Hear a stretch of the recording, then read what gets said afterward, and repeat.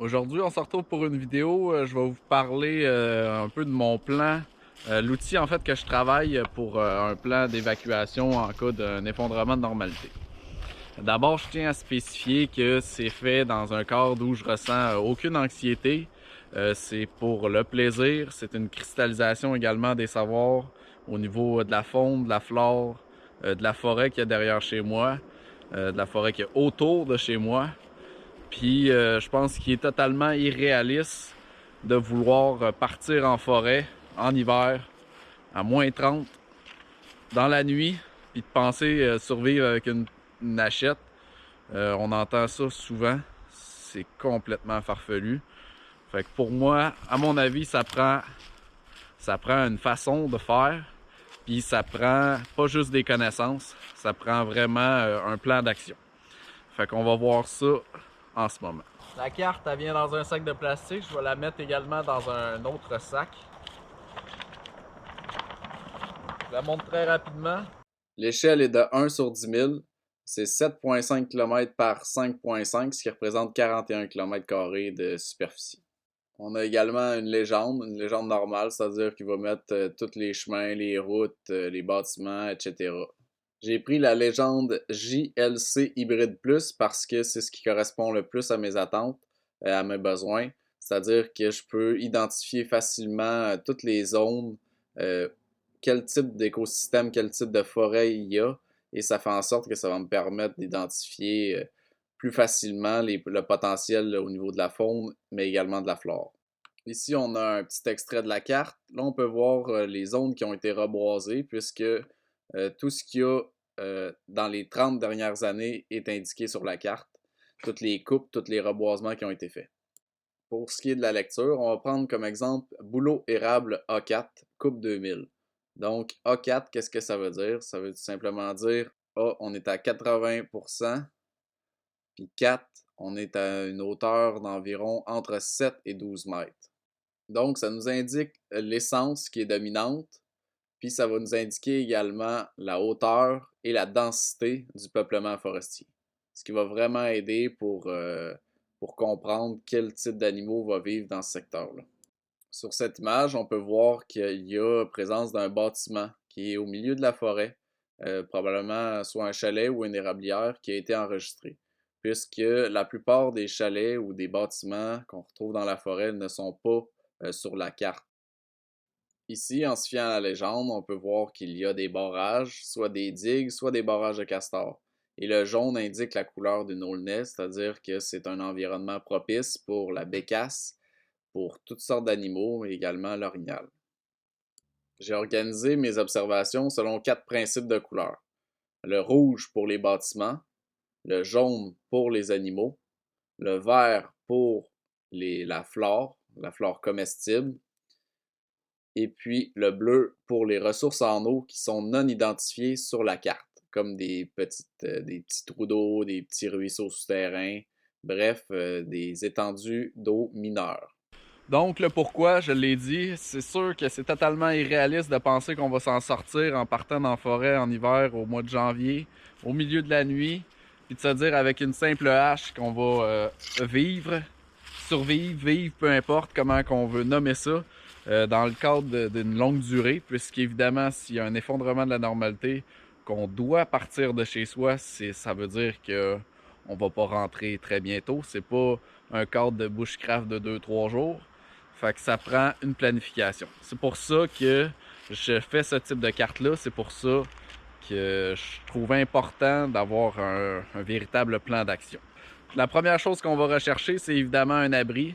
Donc, en faisant une localisation de tout ce qui est chalet, tout ce qui est abri, qui est cache dans les arbres, peu importe, un petit campement, ça peut être même des emplacements qui sont propices à un abri. Ben, en faisant cette localisation-là, je vais directement chercher le besoin primaire dont je vais avoir besoin en cas d'évacuation, c'est-à-dire me loger, puis ça va être aussi en lien avec le chauffage. Fait que la plupart de tous les chalets qu'on trouve dans le bois, il y a toujours du bois de chauffage à proximité qui est souvent déjà préparé. Fait que pour ça, je viens tout de suite régler ce problème-là. une carte comme celle-ci, ça va également faciliter tout ce qui est toute la recherche. La recherche, que ça soit en eau, les ressources en eau ou en nourriture, que ça soit de la faune ou de la flore. Ça va être beaucoup plus rapide, beaucoup plus facile pour moi et les proches qui m'entourent.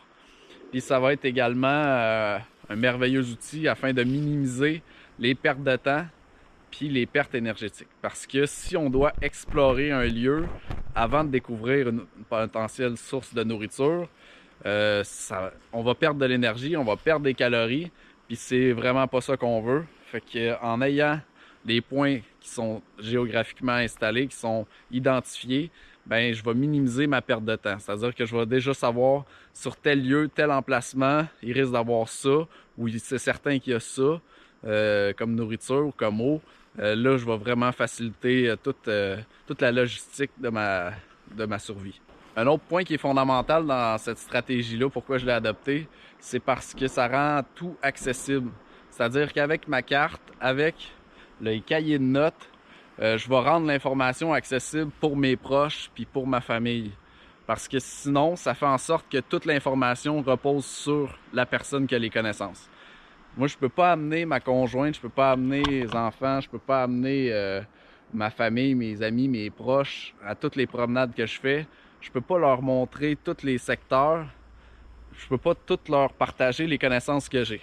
Par contre, au moment où je les cristallise sur une carte, avec un cahier bien détaillé, ben là, je vais vraiment faciliter l'accès à ces données-là, puis je vais leur permettre qu'ils puissent l'avoir eux-mêmes. C'est que les stratégies vont souvent être fixées sur les connaissances de la personne. Mais le problème, c'est que ça dépend toujours de cette personne-là. Si j'ai toutes les connaissances pour la forêt, allumer des feux, la nourriture, la chasse, etc., puis que je pars avec ma famille dans le bois, puis que là, il m'arrive une bad luck, je me casse une jambe ou je meurs, peu importe, ben, ils se retrouvent tous dans la merde. C'est pas compliqué, là. Ça repose tout sur moi. La localisation, tout ça, ça repose dans mon cerveau. Je peux pas leur transmettre véritablement. Je pourrais pas arriver et dire avec une jambe cassée, tu continues 1 kilomètre par là, tu vas voir une grosse roche. Après cette grosse roche-là, tu tournes à droite, 45 degrés, tu continues, il y a un ruisseau. Au ruisseau, tu continues pendant 100 mètres. Après ça, tu vas tourner à gauche, tu vas voir, il y a un gros cèdre, un gros cèdre. Là, tu tournes à gauche, puis là, tu vas arriver, il va y avoir un terrier. Ce terrier-là, il y a potentiellement de la martre. Il y a une grosse relation entre les prédateurs et les proies. Tu as des petites souris, tu as de l'écureuil, il y a à peu près de tout. Puis il y a également les prédateurs. C'est complètement irréaliste de penser que ça va fonctionner. C'est pour ça que je trouve important de cristalliser le tout sur une carte. Ce qui permet, moi je voudrais avoir la liberté de penser, ou plutôt d'être assuré en fait, en me disant, je peux donner cette carte-là à ma conjointe ou à un membre de ma famille, se débrouiller d'une manière réaliste, qui ait toutes les clés en main si on veut pour se débrouiller. Du moins que ça soit beaucoup plus facile que se retrouver va nu-pied dans la forêt. Par le fait même aussi d'avoir un plan d'action comme ça, tout préparé, ça fait en sorte que ça donne un sentiment de contrôle puis un sentiment de sécurité. Ce qui est non négligeable quand on se retrouve dans une situation dans laquelle on doit évacuer ou on doit partir en forêt, peu importe, effondrement global, peu importe comment vous l'appelez ça. Parce qu'on s'entend que c'est certain que si vous devez quitter votre domicile, si je dois quitter mon domicile, il va y avoir un facteur de stress qui va être très élevé. Si je dois absolument partir avec ma famille dans le bois, c'est sûr que sur une échelle de 1 à 10, le stress il va être au niveau 10. Mais là, en ayant une carte, en ayant toute une préparation qui est soutenue, qui se fait sur le long terme également, ben c'est beaucoup plus rassurant pour nous, mais pour nos proches aussi. Imaginez un cadre où une personne arrive chez moi, ok, il faut qu'on parte. On part, c'est situation anxieuse au bout. J'arrive, je déballe la carte, je dis ok, on est ici, 2 km par là, on s'en va là, il y a un chalet, on rentre là-dedans, on va se réchauffer pour la nuit, on va établir un plan, on va, tu vois, sur ce point-là, il y a de l'eau, il y a une ressource en eau, Puis dans ce secteur-ci, je vais pouvoir chasser. Ce secteur-ci, il y a des comestibles. Déjà là, on vient d'abaisser le niveau de la tension, ce qui est vraiment important à mon avis. Faut pas sous-estimer les facteurs psychologiques et les facteurs de stress en situation d'effondrement. Fait que ça, c'est un point vraiment important. Il y a un sentiment de contrôle, puis il y a un sentiment de sécurité qui va venir, c'est certain, avec une stratégie comme ça. Un autre point aussi, ben, toutes ces informations-là que je prends en note sont bons sur le long terme. Une forêt, ça change vraiment lentement. Sur une échelle humaine, là, sur une échelle d'une vie, une forêt, ça change vraiment lentement. Les écosystèmes changent encore plus lentement. Je vous dirais, ce qui fait qu'il change le plus vite une forêt, c'est le facteur humain. Puis on est dans un cadre où les coupes à blanc sont interdites, tout dépendamment également des zones d'où vous restez. Moi, dans les zones où je suis, j'ai pas à me soucier qu'il va y avoir un gros changement au niveau de la coupe forestière. Fait que ça fait en sorte que les infos que je prends en note vont être valides, pas juste pour les 5 prochaines années, là, ça va être valide pour vraiment longtemps, surtout au niveau des écosystèmes, au niveau des ressources fauniques, au niveau des ressources de la flore. C'est certain que ça change vraiment sur une très longue période. Donc là-dessus, j'ai pas trop de stress à m'en faire. Je pense que la majorité de la documentation que je vais produire va rester dans le temps. Ce qui fait que ce plan-là, cette carte-là, va être valide vraiment longtemps. Puis j'ai aucun doute que sur une échelle de vie, peu de choses vont changer, mais également sur la prochaine génération, puisque le but, c'est évidemment de léguer cette carte-là. Donc, ça fait en sorte qu'on assure aussi la prospérité pour nos enfants, parce que moi, j'ai pas de boule de cristal. Je sais pas qu'est-ce qui peut arriver demain, puis je sais pas qu'est-ce qui va arriver dans 50 ans. Ça, c'est sûr et certain que je ne sais pas. Évidemment, ce qui est précieux aussi, c'est d'accompagner le tout avec de la documentation qui est autre, qui est au niveau de l'identification et de l'utilisation, surtout au niveau des ressources de la flore, mais également de la faune. Donc, un de mes objectifs, c'est aussi d'intégrer un cahier de notes qui va être personnalisé sur l'utilisation de la flore, dans quel moment, quelle façon de faire, qu'est-ce que ça peut guérir, qu'est-ce que ça peut nourrir, les propriétés, etc. D'une manière assez concise pour pas évidemment se ramasser avec un document ça d'épais, mais avoir un résumé pour faciliter mon utilisation, mais également l'utilisation que ça soit accessible pour mes proches. Sinon, dans les autres points que j'aimerais ajouter, là, vous avez vu, j'ai simplement une carte. Mon but, c'était vraiment de valider, en fait, si le produit me convenait. La carte me convient parfaitement. Ce que je vais faire, c'est que je vais en commander une deuxième, pliable comme celle-ci. Encore une fois, plastifiée, avec la même échelle, toutes identiques. Pour en avoir deux, évidemment, puisque je vais en avoir une d'action, une de réserve. Elles vont toutes être complètement identiques, avec un cahier également identique.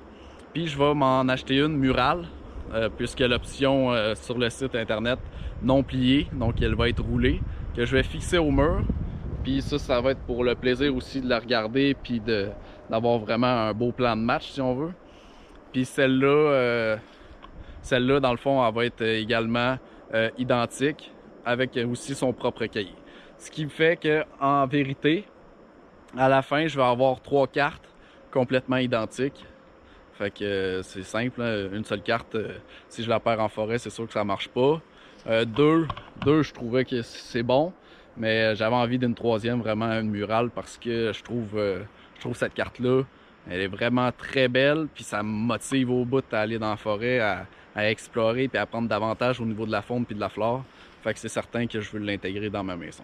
Aussi, juste basiquement, là, la façon dont je procède lorsque je fais une randonnée, si on veut, lorsque je me promène en forêt. Moi, la façon que je fonctionne, ben c'est simple, hein. Je regarde la carte en premier, je détermine une zone où je veux aller. Ensuite, je vais regarder également par Google Earth. Je vais vraiment essayer d'observer qu'est-ce qui se passe là, ce que je veux voir, ce que je pense qu'il y a, ce que je pense découvrir en fonction de l'écosystème, en fonction des arbres, l'écosystème forestier qui pousse. Puis, je vais des fois pas tout le temps évidemment. Quand je suis à proximité, ben, je fais aussi une vue de drone pour me donner vraiment un aspect aérien. Ça facilite vraiment le déplacement quand je me promène dans le bois. Tu sais, ça me donne des repères qui sont différents. Aussi, ma façon de procéder en forêt, moi je suis pas quelqu'un qui j'ai pas de connaissances encore au niveau de la lecture de boussole. Moi je me fie vraiment avec le soleil, puis à mon bon sens. Puis aussi la façon dont je procède, c'est que moi je vais pas en ligne droite, je fais beaucoup de zigzags. Je veux vraiment comprendre un territoire, je veux vraiment comprendre un lieu.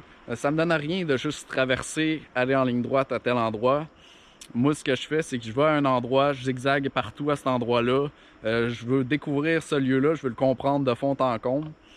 Puis, je vais aller identifier les ressources en eau, etc.